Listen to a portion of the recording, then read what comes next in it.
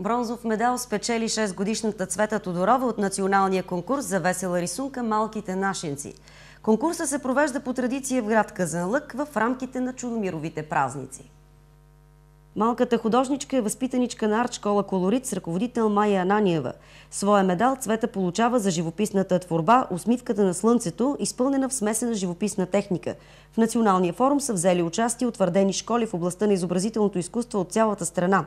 В изложба в Дома на културата Арсенал в Казанлък са показани най-добрите творби от конкурса.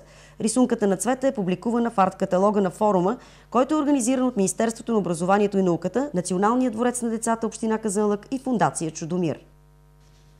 С това се разделяме до утре. Желаем ви спокойна вечер!